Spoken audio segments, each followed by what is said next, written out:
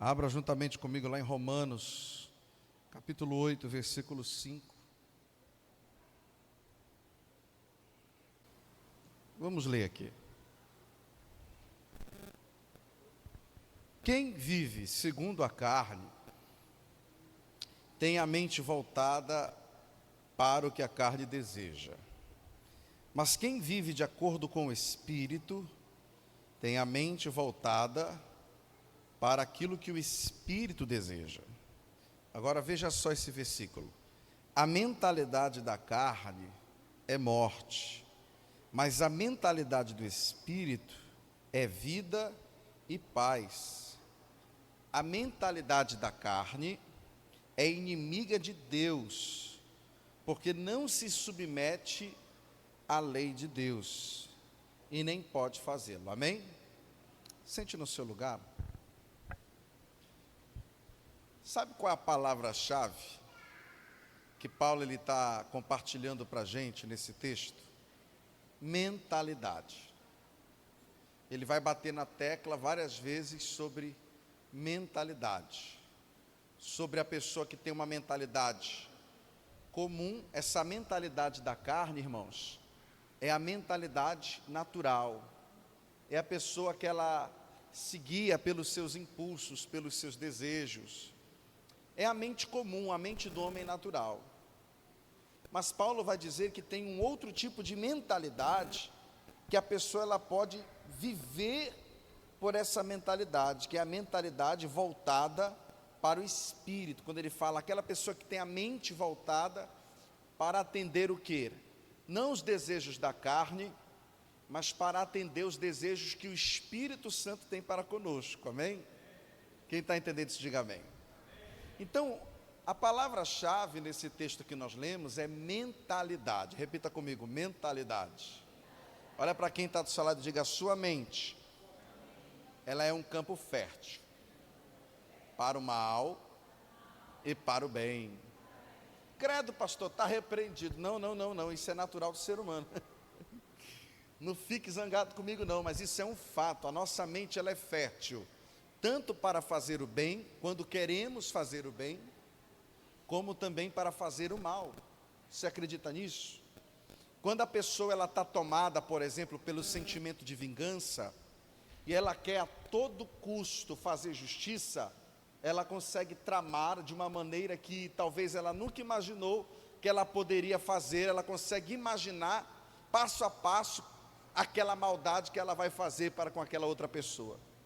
Em contraponto, quando a gente também quer fazer o bem, quando, por exemplo, você quer surpreender alguém. Eu lembro-me que quando eu estava ainda namorando com a minha esposa, e nós já vínhamos conversando sobre nós ficarmos noivo. Aí nós tentamos a primeira vez ficar noivo, era bem na época da pandemia, não deu certo. Foi exatamente em 2020 que nós noivamos. E aí, nós tentamos da primeira vez, foi decretado lockdown, da maneira que a gente queria fazer, já não ia dar certo, que a gente queria convidar algumas pessoas, queríamos fazer como uma espécie de uma cerimônia, né? Uma coisa assim mais tradicional, não deu certo. Aí nós imaginamos de uma outra forma, também não deu certo. Resumindo a história, ela ficou triste. E aí eu disse para ela assim, num dia que eu estava assim frustrado, você quer saber de uma coisa? A gente deixa isso para lá. Ah, pronto, ela ficou para baixo. Ela ficou desanimada. Só que isso só foi naquele momento, só naquela hora.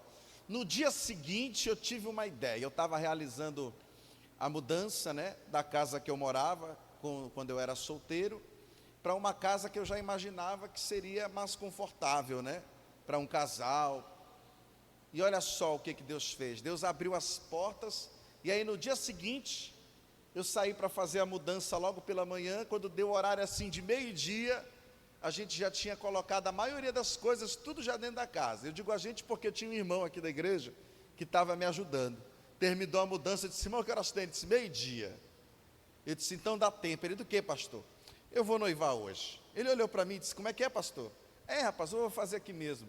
bora ali atrás de algumas coisas. Eu liguei para uma irmã e disse: irmã, me ajude. A senhora consegue fazer aí qual foi o nome que eu falei para ela? Não era estrogonofe não, é um outro negócio parecido com estrogonofe. Hã? Não. A irmã Jéssica Aguiar tinha até no casamento da tua mãe, como era o nome? Fricassê, que é francês. Aí a irmã: eu faço, pastor, irmã, faça para mim. Aí eu peguei e fui com o irmão, a gente comprou umas coisinhas lá, umas velinhas, né? Já tinha aliança já guardada, eu digo, a aliança já está comprada. Eu peguei, liguei para a floricultura, comprei um buquê. Eu só sei que organizei tudo na tarde de sábado. Quando foi à noite, aí eu disse para ela: vamos sair? Vamos. Fui buscar ela, quando de repente, eu disse: bora lá olhar a casa que eu aluguei? Ela disse: bora. Quando ela chega lá, o irmão já está lá dentro escondido, o irmão coloca a música, que ela abre a porta, lá vem eu atrás dela com o buquê. Fiz uma surpresa, que eu acho que foi a maior surpresa que eu consegui realizar para uma pessoa. Eu me superei. Quando a gente quer fazer o bem, a nossa mente maquina mil coisas. Eu andei dentro daquela loja que tinha decoração, tudo para achar um negocinho, que eu disse: eu quero colocar uma vela aqui dentro. E aí a gente procurava, ele disse: não, eu disse: não, porque na minha mente está assim. Mas quando a gente também quer fazer o mal, irmãos, a gente precisa ter cuidado com a nossa mente. O que Paulo vai falar para a gente é mais ou menos o que o Provérbios vai falar. Provérbios 25, 28, irmãos, diz assim: como a cidade, olha só, na versão NVI, tá bom? Como a cidade com os muros derrubados, assim é quem não sabe dominar-se. Ou seja, quando a pessoa ela não tem o domínio sobre as suas emoções, sobre os seus pensamentos, quando a pessoa se deixa levar pelas suas emoções, quando a gente começa a se deixar levar pelos nossos pensamentos, o que acontece com a gente? A gente abre a nossa defesa. Eu vou lá na versão NTLH, que ela é ainda mais exposta. Olha o que diz na versão NTLH, ó. Quem não sabe se controlar, é o mesmo texto, só que numa linguagem diferente, ó.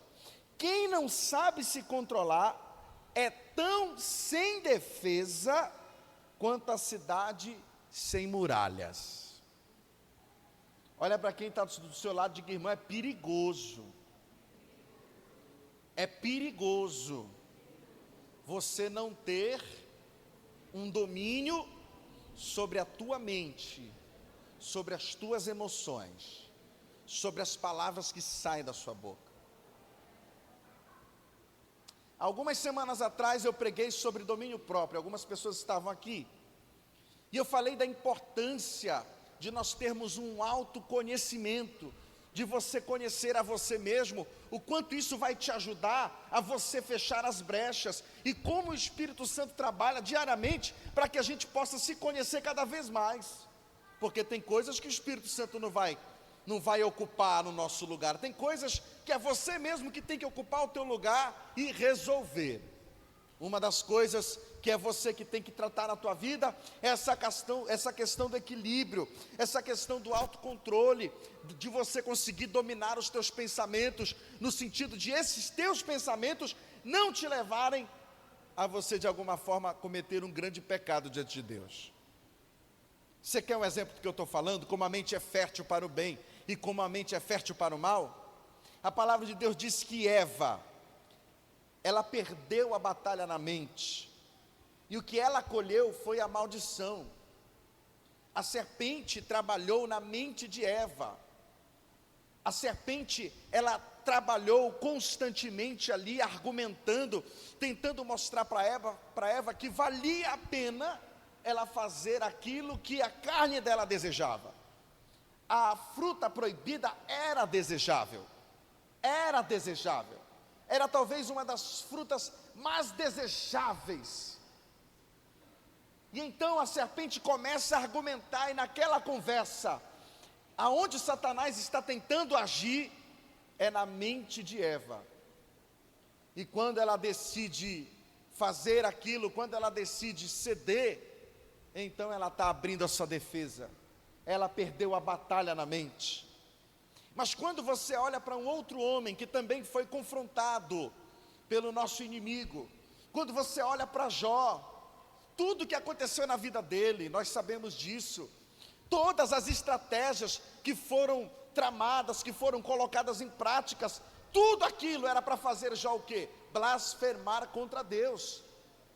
O diabo tentou da mesma forma que ele tentou no Jardim do Éden, ele tentou trabalhar no psicológico de Jó, fazendo ele perder a saúde, fazendo ele perder os filhos, fazendo ele perder a condição, a posição que ele tinha.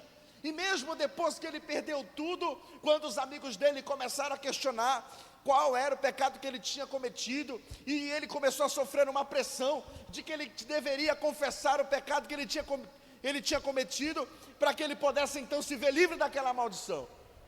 Tudo aquilo foi uma batalha psicológica que Jó enfrentou, mas ele venceu. Diga glória a Deus. E porque ele venceu aquela batalha, o que ele colheu na vida dele foi restituição. Diga aleluia. Diga, sua mente pode te dar grandes vitórias, mas também pode te levar a grandes derrotas.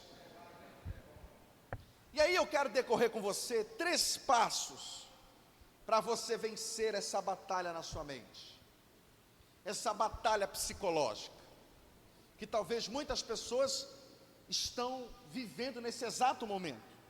O primeiro passo que você precisa dar para você vencer essa batalha psicológica é fortalecer a sua mente. É a primeira coisa que você precisa trabalhar. Se você tem uma mente fraca, você precisa tornar a tua mente forte. O que é uma pessoa de mente fraca, pastor? É uma pessoa que qualquer notícia, qualquer coisa, faz com que a pessoa ela se entristeça automaticamente. Tem pessoas que têm a mente forte, que quando recebem uma notícia, a pessoa ela não se desespera, a pessoa ela não entra ali numa depressão, mesmo que ela tenha recebido uma notícia ruim do médico, mas a pessoa ela consegue manter o equilíbrio. Isso é uma mente forte. Mas uma mente fraca não, uma mente fraca perde o rumo, se desequilibra, a pessoa fica desequilibrada, a pessoa ela fica sem saber o que fazer, fica cega. Diga comigo, mente forte, espírito renovado. Diga corpo disposto. Agora, se a pessoa tiver uma mente fraca, diga comigo, mente fraca, o espírito fica abatido, o corpo fica cansado, fadigado. Se sua mente for forte, então você já está a um passo da vitória. Diga glória a Deus. O primeiro passo para você viver a vitória é ter no teu pensamento: eu vou vencer. Ah, mas você está doente. Eu serei curado, essa enfermidade não vai me matar. Deus vai prover uma saída. Ah, mas a porta fechou, você ficou desempregado, e agora? Como você vai pagar as contas? O Senhor, meu Deus, Jeová Jiré, vai prover. Diga aleluia. Quando você consegue ter essa mente forte, você já deu o primeiro passo para vencer. Olha para quem está do seu lado, diga, dê o primeiro passo para vencer hoje. Mas se a sua mente for fraca, então você já deu o primeiro passo para a sua derrota. Você precisa ter uma mente forte se você quer vencer as batalhas que vão se levantar este ano na sua vida. Muitas pessoas perdem batalhas porque a mente está fraca. Olha, você pode ser um crente antigo na presença de Deus.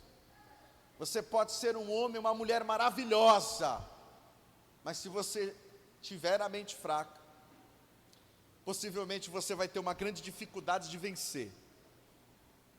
Porque uma das áreas que o diabo mais ataca na gente é a nossa mente. É direto na nossa mente. O segundo passo que você precisa dar, talvez você diz assim: então pastor, como é que eu faço para fortalecer a minha mente? Como é que eu faço, pastor, para ter essa mente forte? Sabe qual é o segundo passo que você tem que dar? Você tem que começar a mudar os seus pensamentos. Você tem que começar a se policiar. Você tem que começar a se vigiar nos teus pensamentos. Você tem que começar a ficar todo o tempo assim: ixi, não era para mim ter pensado isso, ixi, está repreendido. Quando tem gente que está acostumada a ter o pensamento negativo, quem tem, não responda, não responda. Mas tem gente que tem um pensamento negativo, toda pessoa ela olha o lado ruim das coisas. Ah, se você é assim, você tem que começar a trabalhar isso, começar a trabalhar esse teu lado negativo, começar a tentar ver, quando vier o pensamento negativo das coisas, você tem que parar e dizer: não, pera lá, eu tenho que pensar de outra forma. Você tem que começar a mudar os teus pensamentos. Do que adianta a pessoa mudar a postura, a pessoa mudar certos hábitos e não mudar a mente? Não vai adiantar nada. Se você não mudar a sua mente, você pode mudar a maneira que você se veste, você pode mudar os seus hábitos, você pode mudar muitas coisas em tua volta, mas no final de tudo, nada vai ter resultado. Tome uma decisão hoje. Tome uma decisão de você abandonar o último fragmento do velho homem, que são pensamentos antigos, é pensar da maneira velha. Uma das coisas que eu digo muito, irmãos, não adianta a gente se converter e continuar com o mesmo pensamento. Tem gente que acha que se converter é você começar a vir para a igreja com uma roupa social, não é assim? Tem gente que acha que se converter é você começar a estar na igreja dia de quarta, dia de domingo. Tem gente que acha que se converter é você parar de sentar na mesa de um bar. Às vezes a pessoa faz tudo isso, mas não muda a mente dela, que é a chave. E aí está dentro da igreja, mas continua com aquela mentalidade de antes de ela conhecer Jesus. Olha, sabe qual é o maior milagre que Jesus tem o maior prazer de realizar? É mudar a mente de uma pessoa. Ele não curou Zaqueu, ele não libertou Zaqueu de um espírito maligno, mas um dos milagres mais bonitos foi quando ele entrou na vida de um homem, entrou na mente daquele homem, e aquele homem abandonou a sua maneira antiga de pensar e disse: ah, se eu desfraudei alguém, então eu quero me consertar. Esse foi um milagre na vida de Zaqueu, mudança de mentalidade. Quando a pessoa muda de mentalidade, todas as outras coisas começam a mudar na vida dela. Esses dias, eu estava conversando com a minha esposa, disse: amor, vamos mudar o nosso hábito alimentar, pelo menos durante a noite? Ela disse: vamos. Você não sabe como é difícil, irmão. Você chegar em casa, comer uma pratada de alface, com tomate, pimentão, cebola, um ovo cozido, um franguinho desfiado. Ai, que delícia. Um dia desse ela fez para nós dois, botou no meu prato. Eu cheguei da igreja, não deu 5 minutos. Enquanto ela estava preparando dela, eu voltei e disse: amor, cadê o restante? Ela olhou e disse: isso era tudo. Eu disse para ela: isso só fez bilu, bilu, bilu no meu estômago. Eu estou com fome.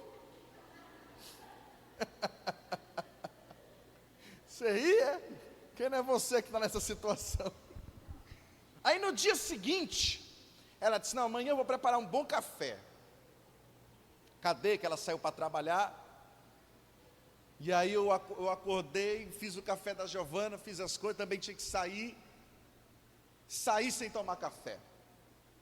Aí eu cheguei em casa, não tinha nada para almoçar. Eu olhei para a geladeira, uma ruma de alface. Eu disse: eu vou focar. Peguei o alface, vap, vap, vap, vap. Tomate, vap, vap, vap. Pepino, vap. Botei um pratão, disse: eita, prato grande. Peguei 2 pedaços de carne, assei na airfry, botei, mandei foto para ela. Ela disse: nossa, amor, que lindo. Eu digo: é. Comi. Quando ela chegou em casa, ela disse: ei, amor. Eu disse: amor, eu estou com fome. Aquilo ali parece que eu estava comendo era isopor, amor. Eu acho que se eu comesse isopor ia encher mais. Esse negócio parece que não cai. Eu acho que fica pelo meio do caminho. Não bate no estômago esse alface. Vamos botar um feijão. Irmão, ele está na luta. A gente está na luta para mudar a nossa mentalidade. Não adianta a gente pegar e fazer uma dieta. Não adianta você pegar e fazer: eu vou fazer exercício. Se a sua mentalidade não mudar, você vai emagrecer e engordar lá na frente de novo. Porque o que muda a vida de uma pessoa não é apenas o que ela está fazendo, não é apenas a postura que ela está tomando. O que muda a vida de uma pessoa é a mente dela. Uma mente transformada. Diga comigo: uma mente transformada. Uma vida nova. Você pode dar um aleluia para Cristo? É você começar a ter pensamentos novos. A sua mente, ela é a chave para você viver uma nova visão. Chega de pensamentos terrenos, é isso que Paulo está querendo dizer. Chega de você ter esse pensamento carnal, aonde você se inclina a realizar os desejos da tua carne. O que nós temos que fazer é o que Paulo diz. Nós temos que nos inclinarmos para o Espírito, e quando fizermos isso, nós vamos querer realizar os desejos do Espírito de Deus na nossa vida. Uma vez que a sua mente está forte, preste atenção nisso, uma vez que a sua mente está forte, uma vez que a sua mente está equilibrada, uma vez que a sua mente, ela cria resistência a alguns tipos de influência, então você está pronto para dar o próximo passo. E sabe qual é o terceiro passo para você vencer essa batalha psicológica? Diga comigo: usar a fé. Diga comigo: usar a fé. Vamos entender então. Primeiro eu preciso ter a mente forte. Como eu fortaleço a minha mente? Começando a mudar os meus pensamentos. Terceiro, então segundo, eu mudo os meus pensamentos. Terceiro, quando a minha mente já está forte, equilibrada, eu preciso colocar em prática a minha fé, para que a minha fé contribua para o fortalecimento da minha mente. De que maneira a fé contribui para fortalecer a mente? Ela traz esperança. Diga aleluia, Jesus. Quando o desafio é grande, quando você pensar diante daquele problema: é difícil, eu não sei se eu vou conseguir vencer. Quando você pensar até mesmo que é impossível, então pratique a sua fé. Deixe que a sua fé entre em ação na sua mente e te leve a uma nova esfera, uma esfera do sobrenatural, como nós ministramos aqui no último culto, que nós tivemos uma mensagem maravilhosa e poderosa da parte de Deus. O sobrenatural é o que nos leva a viver os milagres de Deus. Você lembra daquela mulher hemorrágica? Qual era o pensamento dela? Era um pensamento de fé, não era? Diga: eu tenho que ter pensamento de fé. Ela dizia consigo mesma, diz o texto: se eu tão somente tocar na orla das suas vestes, eu ficarei curada. Olha esse pensamento de fé, irmão. Você tem que ter um pensamento de fé, deixar a fé entrar na tua mente. A doença estava lá, o obstáculo estava lá, mas ela dizia: eu tenho que ir lá e tocar, porque se eu tocar, eu serei curada. No nosso culto da vitória, esta é a palavra do Senhor para nós. Se você realmente quer viver vitórias, comece vencendo nessa batalha psicológica que muitas pessoas estão enfrentando. Quando uma pessoa ela decide, quando ela toma a atitude de tirar a própria vida, é porque ela perdeu aqui, ó. É aqui. Você sabe como é que o suicídio ele nasce na vida de uma pessoa? Por causa de um pensamento. que se transforma numa atitude. Por isso hoje, se de repente você tem sofrido esses ataques na tua mente, de repente teu casamento está em crise, e você tem sofrido esses ataques, às vezes é isso que o diabo faz, ele percebe a fragilidade da pessoa, e ele começa a bater em cima na mente da pessoa, em cima daquela fragilidade. Vocês lembram de Jesus, quando ele estava no deserto, que foi que a Bíblia diz? Que Jesus teve fome, quando ele estava jejuando. O que Satanás ele foi lá e fez? Ele ofereceu o quê? Pão. Qual era a fragilidade humana ali? Humana. Eu estou falando da necessidade humana de Jesus Cristo. Era fome. E o diabo bateu em cima da fragilidade. Aí às vezes o casamento está em crise, o diabo começa a martelar na mente da pessoa assim, ó: larga ele, você já tentou demais, se valoriza, você não merece passar por isso, você é muito bonita para ele, é muito bonita, se ele não te quer, tem alguém que te queira. E o diabo começa a trabalhar na mente da pessoa, para ver se a pessoa cede. Não ceda, resista, e Deus vai restituir na tua vida, seja teu casamento, seja tua saúde, seja a tua vida financeira. Resista como Jó resistiu. Se você vencer esta batalha na mente, entenda, você vai ver a vitória se concretizar na tua vida muito em breve. Amém? Deixa eu orar por você, fique em pé no seu lugar, você que pode.